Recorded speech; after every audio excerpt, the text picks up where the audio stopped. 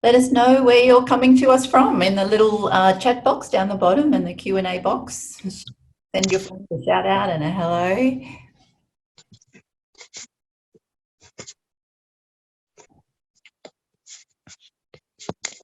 Oh, everyone's coming in today, which is great. It's going to be a really interesting session today about telling stories, and I think if there's any more relevant a time to tell a story or to reflect on a story or to build a story, it's COVID-19 and this period in our lives that we will one day look back on, I'm sure. I've got two little cats in the background playing around on my table, and I'm petrified they're going to jump onto the plant stand and pull it over, but we'll see. Alrighty, I think we might kick off and let the rest of our audience join us, as they will in the next few moments. So welcome to Think Inside the Square. My name is Celia Harding and I'm the Director of Marketing and Communications at the Australia Council for the Arts. And yet again, I'm your virtual MC for today as we build into the Australia Council story on a very relevant topic. I'd like to acknowledge the Camaragal peoples, the traditional owners of the land from which I'm coming to you. And I'd also like to acknowledge the many nations throughout Australia that we're gathering from here online to talk about our cultures, new platforms, adapting digitally, and particularly today, telling stories. I'd like to pay my respects to elders past and present and acknowledge all First Nations peoples present and online in this session. We've hit double figures. This is our 10th session in our series that we created here on a Tuesday at 2 o'clock. We are Zooming through Facebook Live. So a little housekeeping. We have a little Q&A box and a little chat box down the bottom of your screen in the toolbar if you'd like to send us questions throughout or after. It, just up to you how you would like to engage with our speakers today. We have closed captions also available through Zoom, clicking on the closed captions icon in your bottom menu bar. And we also are joined by our Auslan interpreters, David and Alyssa today, who will be taking us through the sessions. Today we're joined by two panellists, Celia Harding and Dr. Claire Scobie, as we talk about all things storytelling at this point in time, from how-to the PR aspect to our challenges in this period as we have all adapted so quickly to our new worlds. Today we'll start with Celia Harding, a brand storyteller, content director and PR hound with a penchant for arts and culture. Over the last 15 years, she has worked with the likes of Electric Gardens, Openair Cinemas, Return to Rio, Playground Weekender, the Future Music Festival, Splendour in the Grass, the Electronic Music Conference, the Asia Pacific chapter, Keep Sydney Open and Snowboxx Festival, as well as global brands including Smirnoff, Jack Daniels and Google. Celia will look at the power of online stories through a PR lens. Over to you, Celia. And what a beautiful name, I have to say. Thanks, Celia. Thanks for having me. I guess what a good starting point would be around PR, as a lot of people have some misconceptions and misgivings as to what it's actually about. So I thought it might be helpful for everyone just to talk about what it is and lift the lid on what many consider to be a sort of black magic almost. So ultimately it's telling a good story to the right people at the right time in the hope that they share it. And a lot of people believe it's all about relationships and who you know, but ultimately as newsrooms in this ever-changing climate become smaller and leaner, the story will always win out. Even though a journalist might be your friend, they've still got an editor that they need to report into. So the story is the key component here that's going to get people believing in what you're doing and ultimately, selling or buying or engaging with what you're doing. So a story is the number one thing that you need to have. The other thing is what makes a good story from a sort of media perspective, or even when you're just thinking about a story with your friends and it's something interesting that you haven't heard before that qualifies it as new news.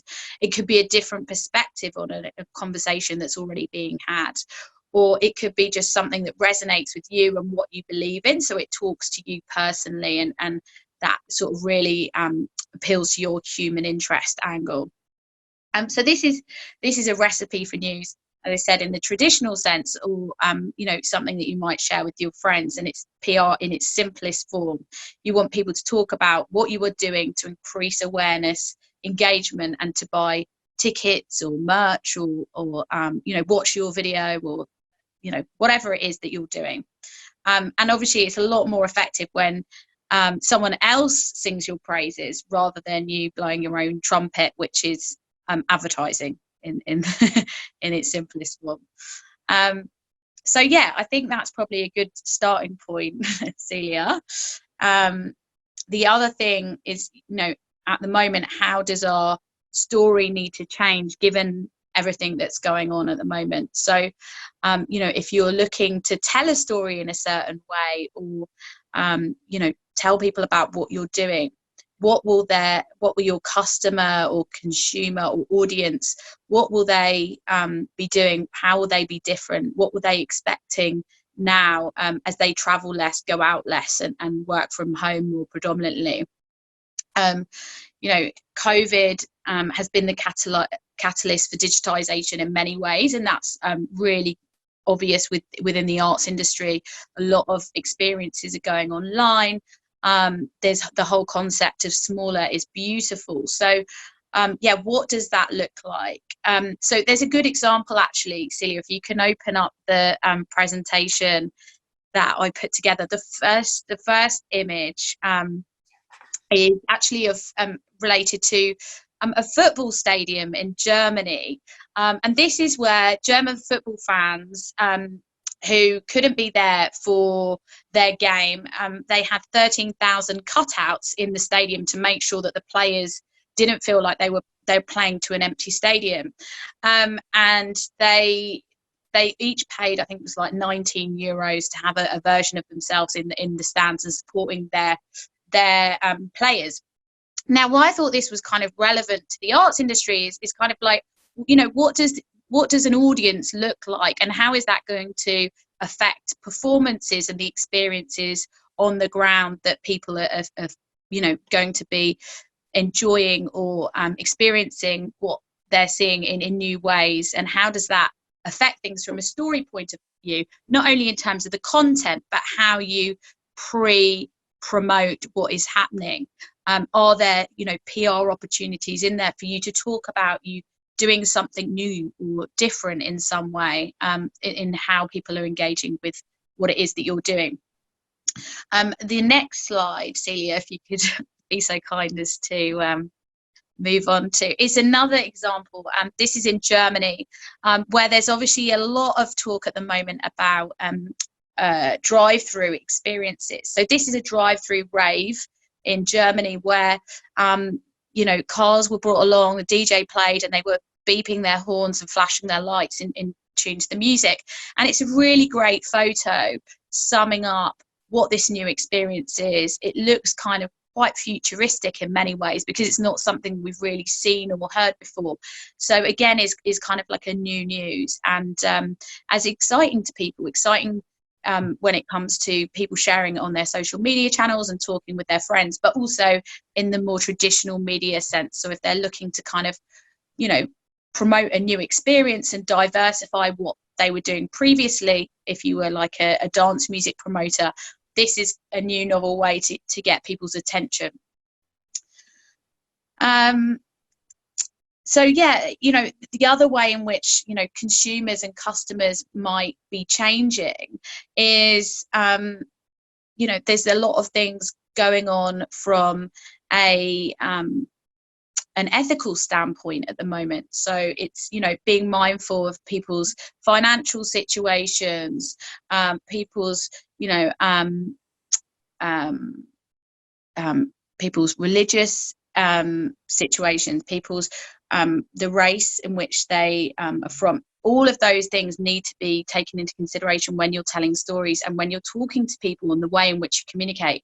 So always just keep that in mind. And if you have a doubt in your mind that it might rub somebody up the way or isn't the right thing to do, then just don't do it. It's really key that you think about things from a multitude of different standpoints, and your audience, and how your audience might have changed in light of everything that's going on.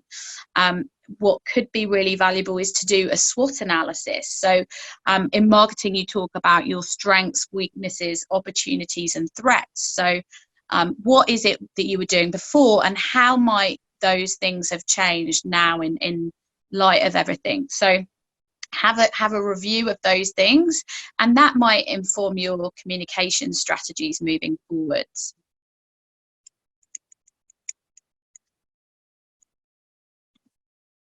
And then moving on, you know, the question around what are the key components of a good story?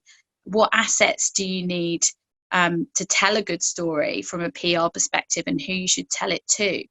You know, these things haven't really changed so much as possibly what you were doing pre-COVID, but it's always good to be reminded of what those things could be. So, you know, you would still have the basics of press kit, bios and images of the artists, curators that you're working with. Remember, a picture tells 1,000 words. So the more visually engaging you can make an image that accompanies a story, the better it will be. And the media will often feature an event or whatever it is that you're working on most prominently if you have that killer image. There might be four events, and one event is far superior in what it's doing and the talent that's performing, but if this other small quirky event has got a really killer image, then they're the ones that are going to reap the benefits with the column inches. So I've just Celia, if you wouldn't mind pulling up the presentation again, I've got some examples here of some really nice photography. So Burning Man is an example here because it's the great backdrop. So the Burning Man is very creative in itself, but it also has it's the perfect backdrop for PR photography, like giant sculptures, colourful backgrounds, but quite clear cut imagery. That's, you know, great for sharing on social media. You know, how can you create those sort of images if you're pre-promoting an event or an experience? What does that look like? If you click onto another one, this is from the Wilderness Festival in the UK. So this is just, you know, a general ambience, but it looks very different to something you would see in everyday life. You've got, you know, a waterfall there with people frolicking around, lots of fun to be had there, and it looks like an experience that you would really want to attend. And that's, you know, dialing up their credentials as an event, telling that story about, you know, in the wilderness and doing things that are kind of wild, I guess, out in the field. And then moving on, there's another image here, which is another example of a way to capture people's attention. The media love really colourful images. So the girls here are dressed in red dresses. They've got the flag there as well, and they're also in this iconic location. And you know, yes, they've had unprecedented access here to the Opera House to go and shoot this on top of the sails, and you might not have that for whatever you're working on. But setting the scene with an iconic location is always really nice, and the media love that in terms of pictures. It tells the story as to where it is. So if you can try and do that in any photo shoots that you're doing, then do so.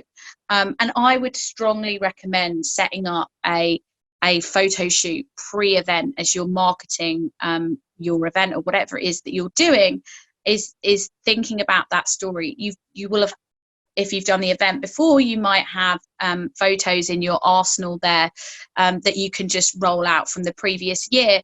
And while that's good, it's not necessarily as exciting as if you create like a whole new image and do a bespoke shoot to celebrate and launch what it is that you're doing for this next incarnation.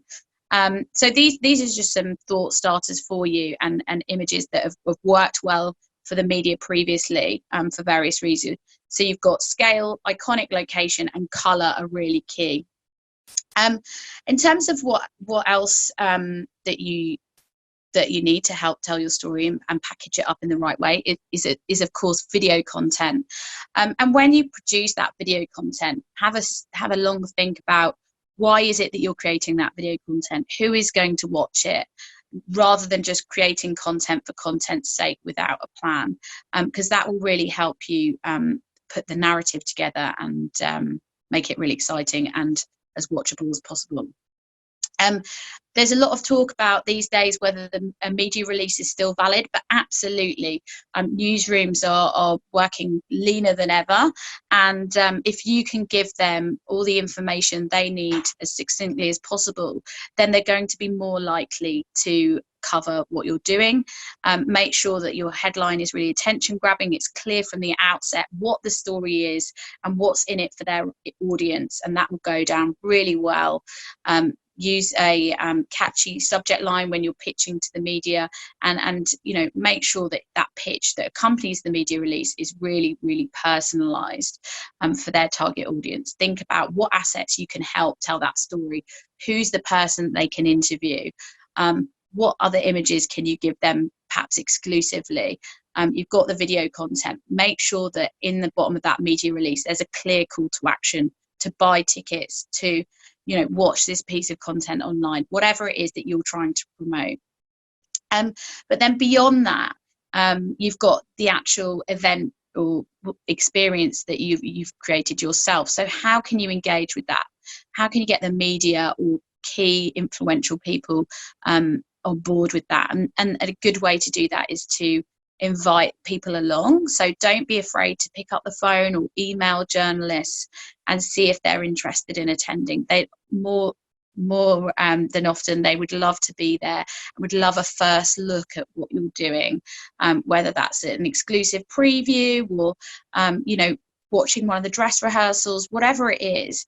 Try and get them engaged from the outset, because ultimately they're the ones with these sizable media channels that are going to help you promote what you're doing. And then, it goes without saying, recording the event, those assets that you create on that big event or big thing that you're working on will then be key for selling what you're doing next year. So make sure that you're getting all of those assets together, and don't just think about photography and videography. It might be capturing sound. If it's an event or a panel, could you record sound from the sound desk and create a podcast from that? Could you save some of the mixes and post them on SoundCloud or whatever it is that you're doing? Just think about all of the different content opportunities that are out there and all the different audiences which you can reach.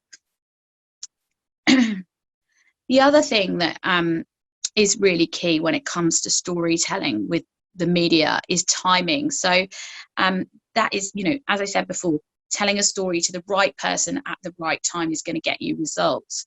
So have a think about some of the things that you can predict or know are going to be happening throughout the year, and can you piggyback these events for your own advantage? So, for example, normally there would be Vivid Festival on at this time of year. There's the Melbourne Cup. Whatever it is that the media are guaranteed to be talking about year in, year out, how can you be a part of those things? Is it a partnership? Is it a collaboration? Is it World Wellness Day? Whatever it is, how can you use that as a pitch or a story angle to piggyback and newsjack what is happening, and get your spokespeople, your imagery, your content shared amongst a wider audience. I'm going to give you a few hacks now. I hope I haven't overwhelmed you too much in terms of storytelling and in the PR sense, but these are a few things that if you work with a PR agency, they are most likely using, and you should use to your advantage as well. Now, I was talking about the calendar hooks.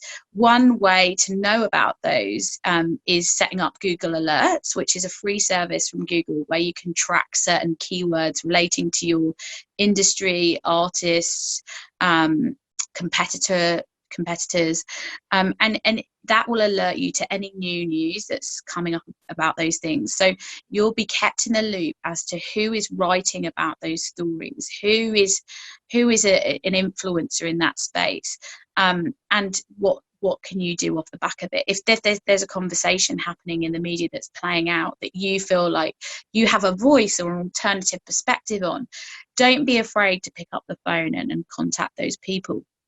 Quite often their contact details will be in the byline of the article, or you can, drop them a line on Twitter, where a lot of the journalists hang out, or track down their contact details on LinkedIn or Instagram and reach out to them that way.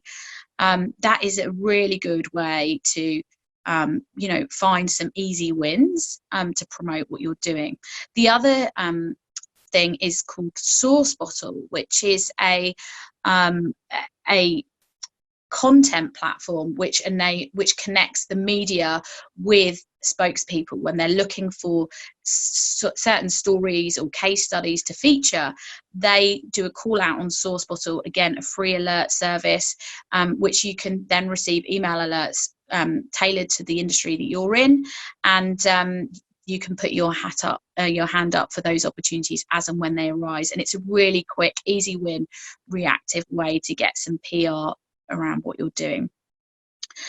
And the final thing that I would probably recommend for everybody is just, if you want to be featured in a certain publication or on TV or on a certain radio station or podcast, whatever it is, just listen to it or watch it or read it as much as possible.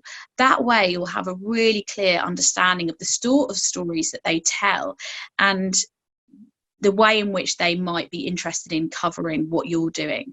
So by really studying and familiarising yourself with the presenters or the journalists, you can find a way to pitch to them and capture their attention and hopefully feature you in the future, which is really exciting and will really propel, what you're doing forward.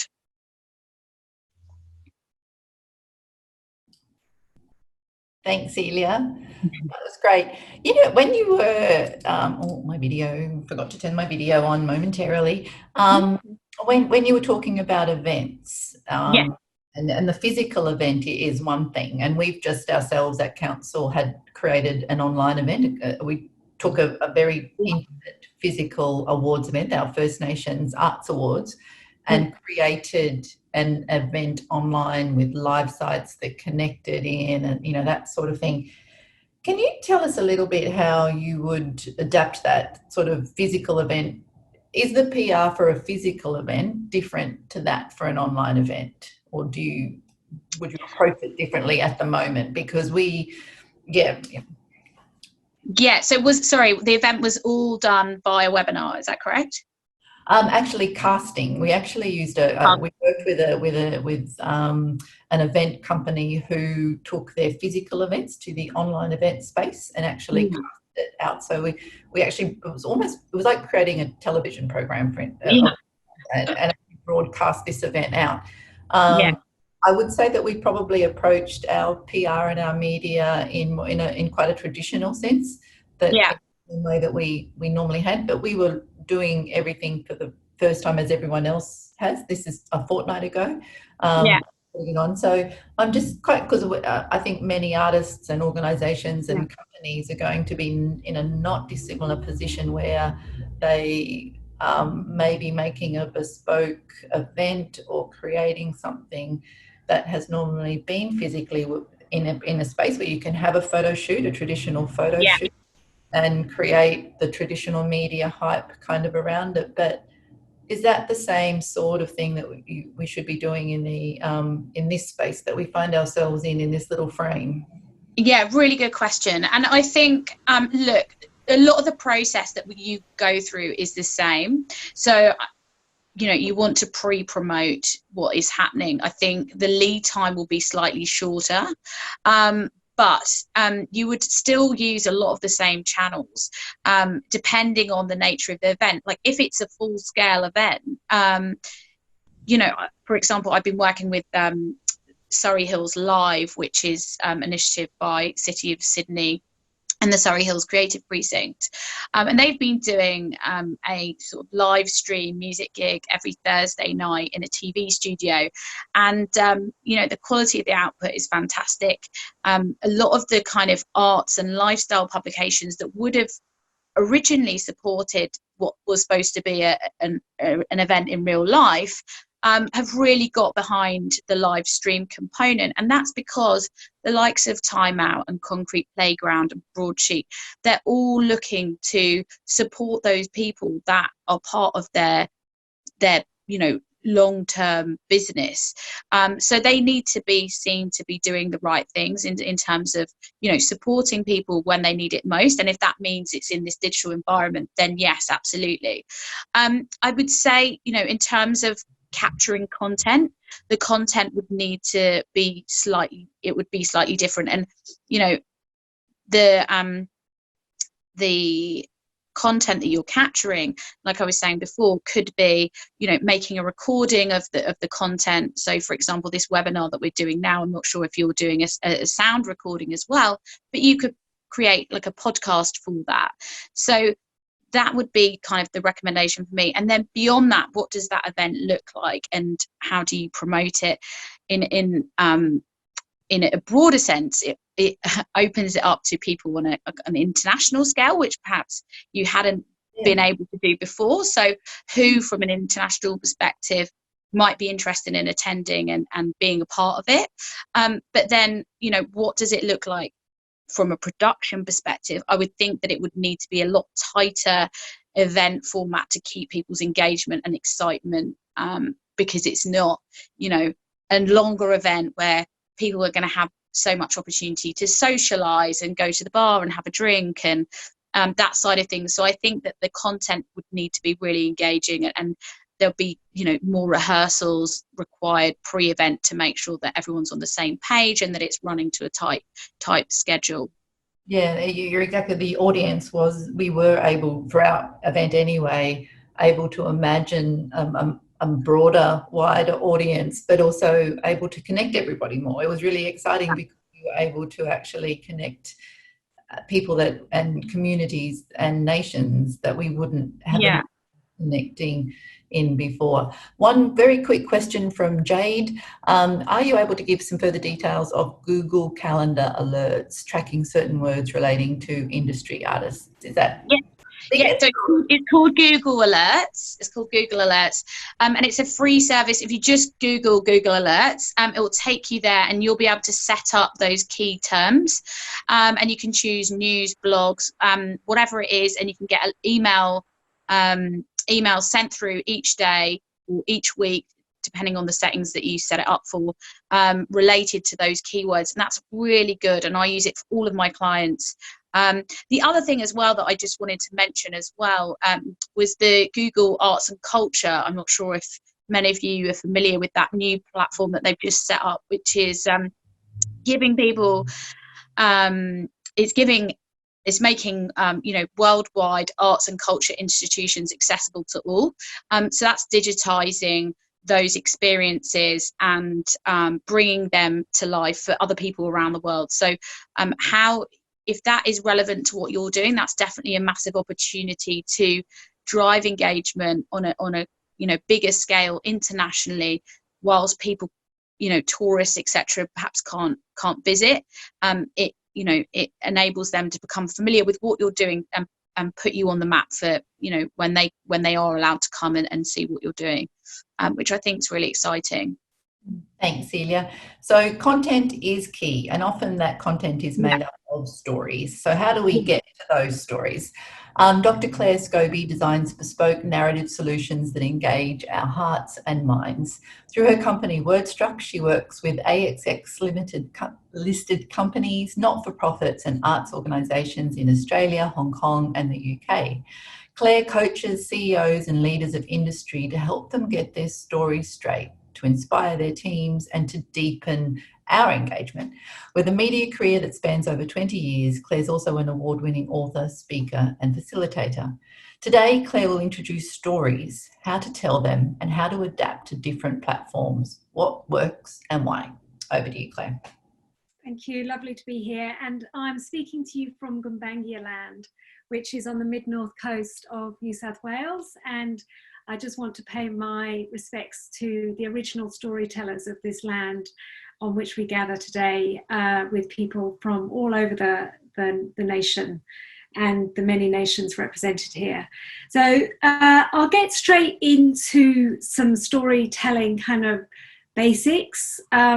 I'm going to keep it quite high level, and then I will share a few things that that's really struck me that's been happening right now, and some of that echoes Celia Harding's words. So I'll share a few ideas on what storytelling can really mean, and there are many definitions of story, and I think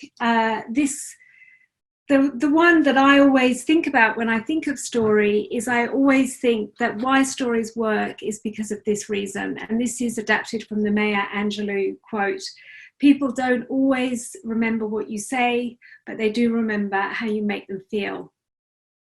And I think stories work so well because they bring together both the facts, the stats, the data, but they combine it with emotion. And if you don't have that emotional component, you don't have that human component, then actually a story isn't doing its job. Because generally, otherwise you're just giving someone information. But when you bring those two things together, that's really what makes an impact on your listener, on your reader, on your viewer, depending on which channel you're telling your story on. And I think one thing to always bear in mind is people often get really focused on which platform or which channel they're sharing stories on, but actually it comes back to how good is the story in and of itself. And in a way, the platform then comes second. Then it's always about adapting your story to thinking about your audience. So whether you can personalize it, whether you can segment it, for example. So it really meets your story, your particular story meets the right audience. And understanding who your audience is, Celia was talking about this in terms of making sure you really understand your publication, for example, is really important. Going to where your audience are, making sure you hang out where they hang out, and you get a feel of the sorts of stories that they're hearing, they're absorbing, they're liking, and they're sharing, and then go there and adapt your story to that place. So many years ago, when my first book came out, called Last Seen in Lhasa, I was asked to do an interview on the Richard Fidler show. And it was my first interview that I'd done. And I had a publicity schedule like as long as my arm. And I went to the ABC studios in Ultimo in Sydney for the interview. And I remember going into this TARDIS-like building and sat there with these huge headphones on, and this husky voice came on the phone, and it was Richard Fidler, and he said to me, just speak with using word pictures. That's all you need to do. And I was really nervous about the interview, but that bit of advice using word pictures has stayed with me ever since. And the interview just flew by. And I think it's a great rule of thumb. Whatever you're doing, whatever story you're sharing, use word pictures, build up the senses, build up your emotional resonance in the words that you use. Make sure you've got a really strong hook to draw your reader in. Celia also talked about where you hang your stories. You can make sure you have a good hook to hang your story on, but also you just want to make sure that you start your story in a way that's really strong. So I like to think of it either as a hook or a power statement, and that's what really sets up the story and where it's going. And then the other things to think about with stories are, have you got some drama in there? Have you got some things that really bring to life your word pictures? And also making sure you come back to the actual moments in your story. So often people talk about stories when they're not actually telling stories, but it's by bringing things down to the exact moments in time that you make stories come alive for people. And that's because these are concrete.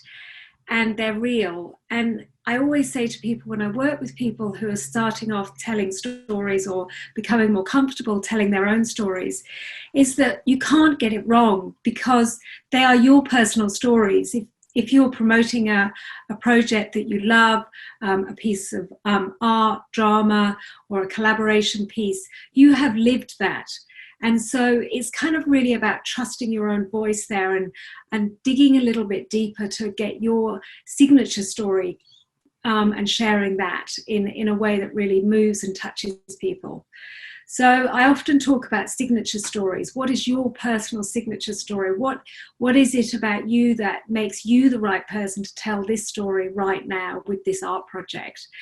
And don't be afraid to kind of put yourself out there. Be a bit vulnerable, be a bit raw, because particularly I think at this time with COVID, we're looking for something that speaks to us beyond the normal, because we're all living in such extraordinary times right now.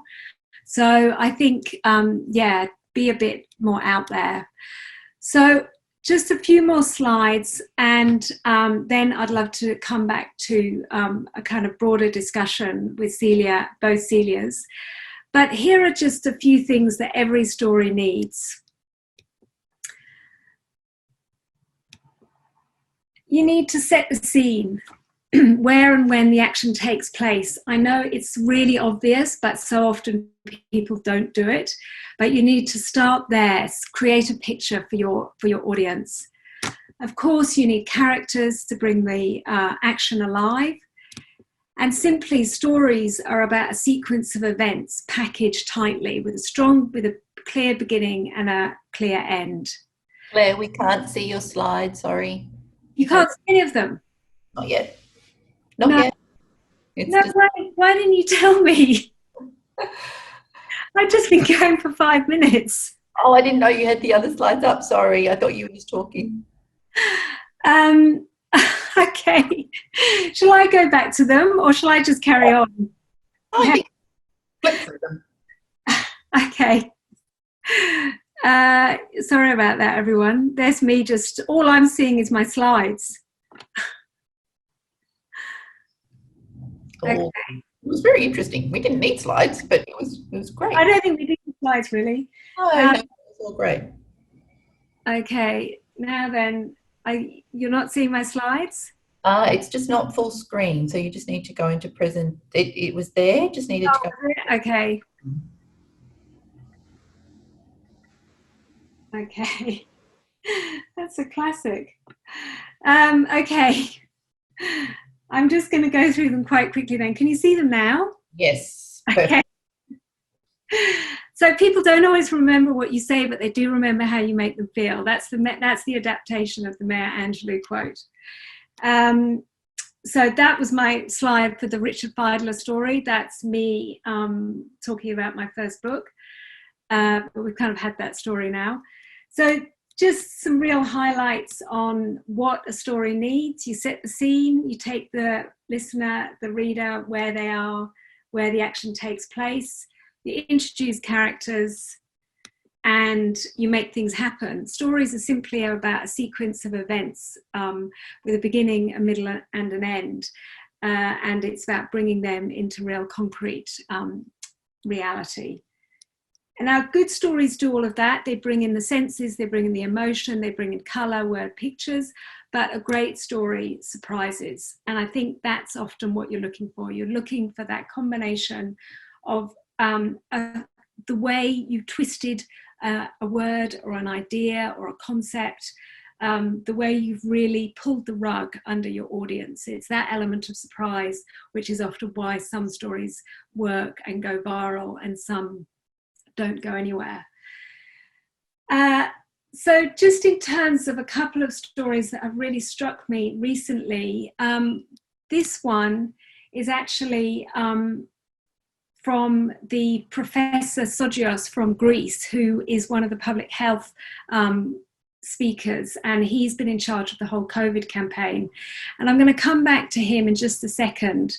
But the other story that also has really struck me just last week was a story coming from MSM in the States, where this particular reporter Mike Max, went and interviewed some protesters, peaceful protesters in Minneapolis, who were standing alongside, shoulder to shoulder, with the arresting officers. And at one point, one of the protesters, because they'd been talking for so many hours and chatting to these officers, it was like all the division, all the angst and anxiety and all the emotion that's been there so much in Minneapolis and across America had just dissolved, and they were connecting as human to human. And one of the protesters said, you know, we all have people we love, we all have families, we all have friends, and at the end of the day, it's our humanity that brings us together. So often I think now those human stories that cut through are what really makes me sit up and lean in. So I'm just going to play this one very short clip, which is the Greek guy, and then I'll hand back to Celia. Πολλοί από τους οποίους είναι μανάδες και πατεράδες μας. Είναι γιαγιάδες και παππούδες.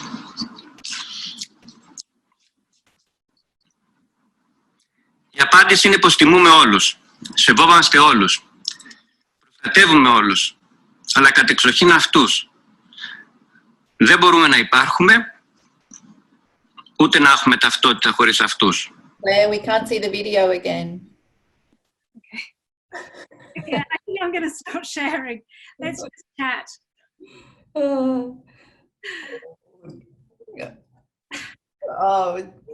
We could hear him, we just couldn't see him, so it was technical difficulty, the joys of Zoom, I have to say. Terrible. Not to worry. That was fascinating, thank you. When you were talking about the surprise building, putting the surprise in the story, how do we, at the moment it feels like we're full of surprises around us, every day feels like a surprise. So how do you think, if you were trying to tell your story at the moment, or even trying to plan a strategy at the moment, how would you approach that so that it's the right kind of surprise? I've been thinking about this a lot, and it's partly because I feel that so much of what I'm reading and seeing isn't cutting through.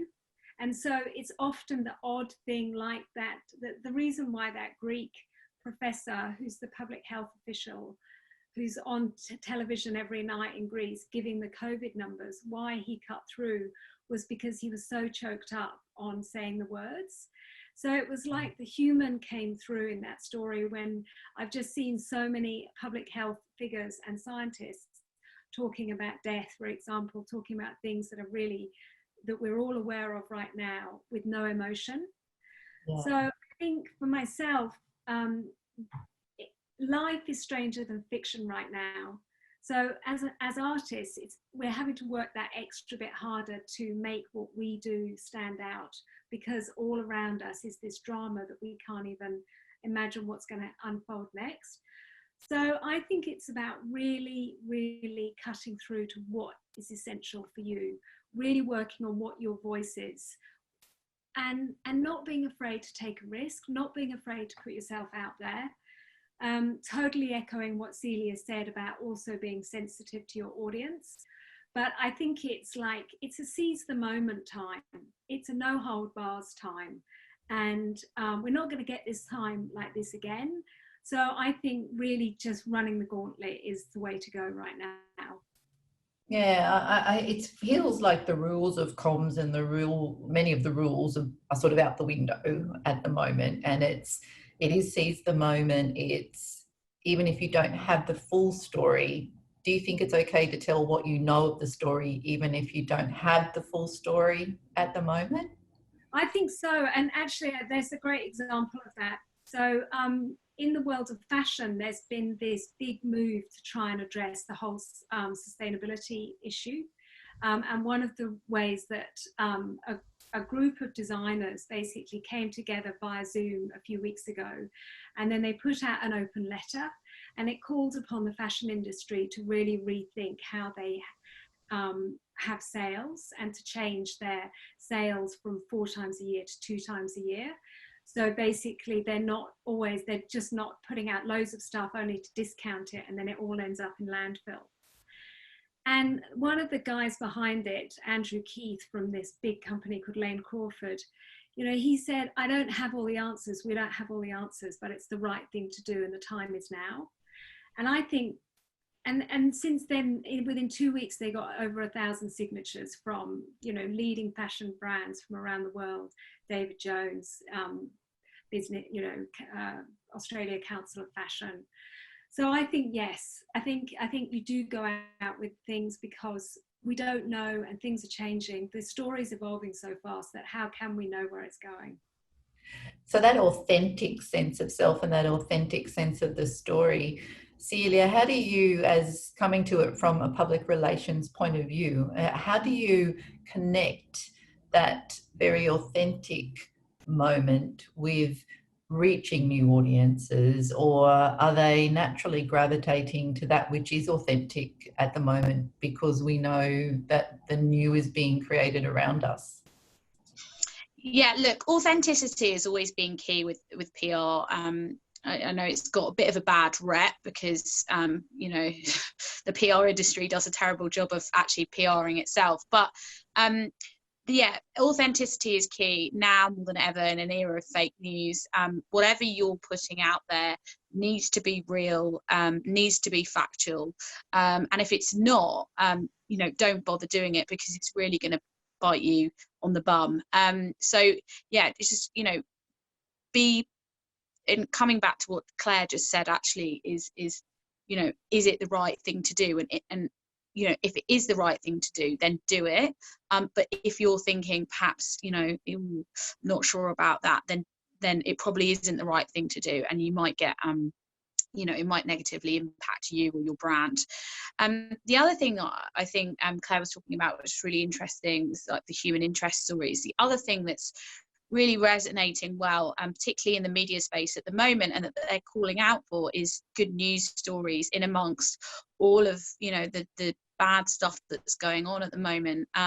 You know, when the COVID situation first unfolded, they were looking at, you know, the good news stories of how things have pivoted. Stage Kings is a really good example of that. But beyond that, what are the good news stories that are coming out now?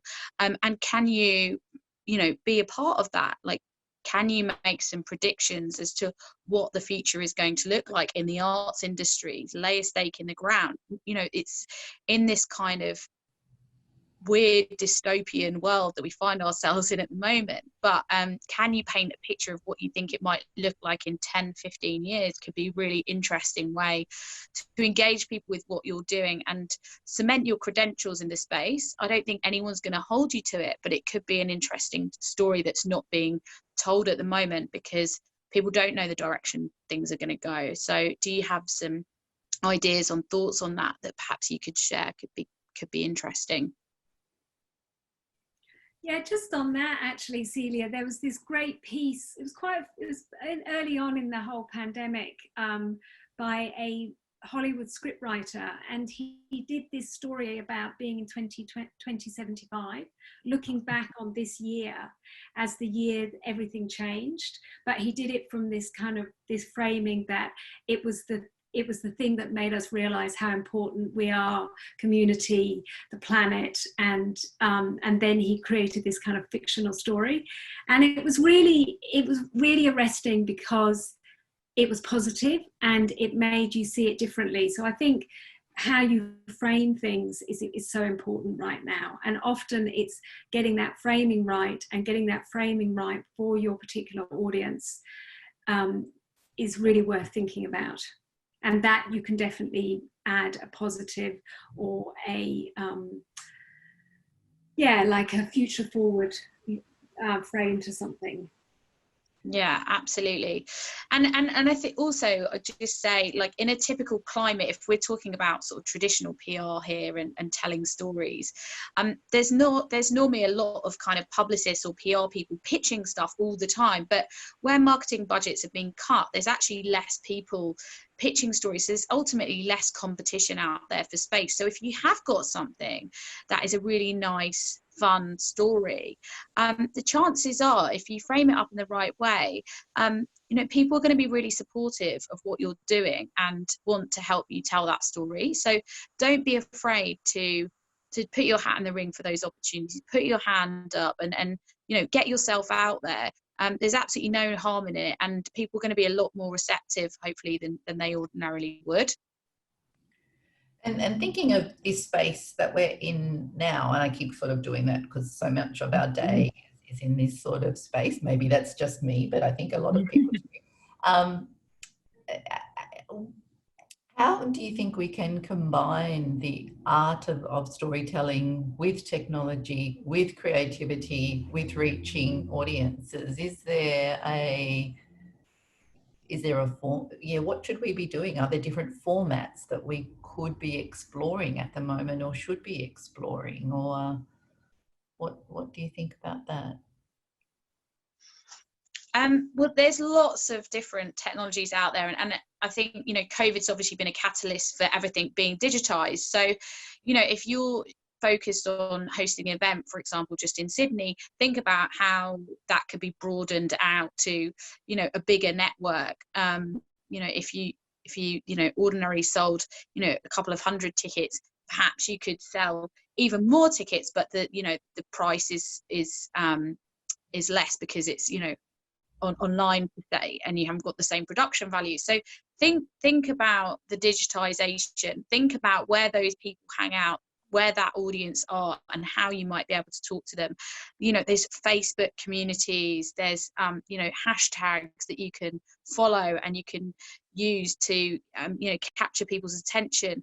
You know, look at some of the new technologies that are coming out. If your audience is on TikTok, then it might be worth, you know, being on that. If they're not on TikTok, then, you know, my advice is probably don't waste your time. But yeah, it really pays to get an understanding of your audience, who they are, what resonates with them, and then you can you know, attract them in the best possible way by, you know, using the right tools, technologies, and content that's going to get them excited. Do you think that that audiences are being bombarded, and there is just so much information to take in at the moment, from remembering to wash your hands every 2 seconds to what's happening here, and here? Like how, Claire, I think you were talking about it earlier, getting that cut through with the story earlier. How do we ensure that there's always a space for the story of the now, but also that reflective story, the story that we're going to absorb and learn from? I'll probably just pick up on something you were talking about before and then come to that. Just in terms of using Zoom, using a lot of remote, you know, communication tools. One thing that I'm really looking at is how to make your presence more of a spectacle. So I think the thing about Zoom is it can feel very one-dimensional, and you're talking to a screen and you're interacting with a screen. So with a international group of applied improvisers, we get together every Thursday and we kind of explore all different techniques that we use in our workshops and in improv in Zoom. So I think if you've got any experience in any of that, use it, because people are getting tired of just that kind of very straight interaction. I think you can be a lot more playful, a lot more fun. You can do things like this. This is what one shopping team did. There's these team of kind of personalized shoppers, and they got all of their customers on a Zoom call, and then they interacted with them. So is there anywhere you can get some of your key you know, patrons or audience members and kind of do smaller things for them that's kind of really personalized to them, and then charge them a bit extra for it? So think about I think just be playful with it, because otherwise it can feel like repetitive, and there's all sorts of stuff out there now about why it's so exhausting just using Zoom. And one of the things is because we don't get that 360 feedback that we do when we meet people face to face. So in terms of your question then, Celia. I think, yes, there is a space for it, but I think we're going to have to keep inventing what that looks like. And I think it is. I think it is quite tough at the moment because people are spending so much time online. So how do you make them really? I think offering them something new that they wouldn't normally get, some sort of preview, a sense of behind the scenes. That's certainly the sorts of thing that I'm clicking through to. And a question from Jade, an example of a Zoom spectacle? So Zoom spectacle, it's more like, doing games, being playful, not just talking like this. I mean, we kind of do, we have kind of dance parties or, it's just being much more physical, that you would be having more than one of you on a call, for example, having different lighting, making it more of a production rather than just a interaction. That makes sense. And I've a question for you, Celia. There's a couple of questions here around the Google Arts and Culture, how to be a part of that. So how do you engage with it, and do you need to be invited to be part of that?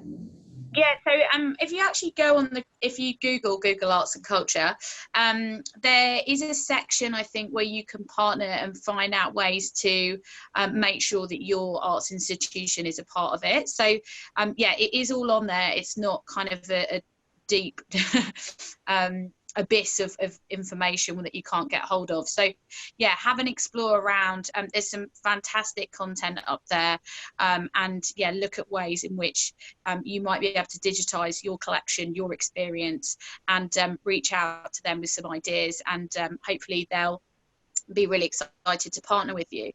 The only other thing I was just saying, following on from Claire, was beyond keeping things in digital, if you were looking to do stuff in real life, there's this whole thing at the moment about how experiences are going to be hyper local. So is there something that you can do, keeping things smaller, beautiful, but in your real local neighborhood? Is there something that you can do there or explore there? Because these people are going to really back you, and they want to get involved. They're wanting to get to know their neighbours. There's a lot more of this kind of family vibe, and I think hyperlocal neighbourhood initiatives are going to really win out at the moment and for the foreseeable. And as we come to a close, one last question about story openers, quite relevant, really. So, Claire, are you able to give us some examples of some strong story openers? I think the best way to do that is just to look at some TED Talks. Look at the 10 best TED Talks, and each one will have a great hook, a great way to bring you in. So a story opener is often, when you write your story or you first cut your story, is normally buried about halfway to 2/3 in. And it's only when you come back and look at it that you find it and bring it up top. But basically, it's a strong statement. It can be a funny statement. It can be a piece of drama where you hook people right into the action. So TED Talks, can't go wrong with them. That's where I'd look. Celia, anything to add to that? Yeah, I would just say headlines. Think of it as the headline in a newspaper. What is it that's going to grab your attention and make you read and want to know more? Wonderful, thank you. Well, we're almost on time, so I do try to wrap it up right on 3 o'clock because I know we all have the next thing to go to. So thank you to our very generous panelists, Claire and Celia. Thank you to David and Elisa for interpreting all the way through. Thank you to our audience for attending another week of our Think Inside the Square. Don't forget, if you have a problem or a challenge or something that you would like us to solve, send it through to digitalsolutions@australiacouncil.gov.au. Thank you all again for joining us, and stay safe. See you next week. Bye.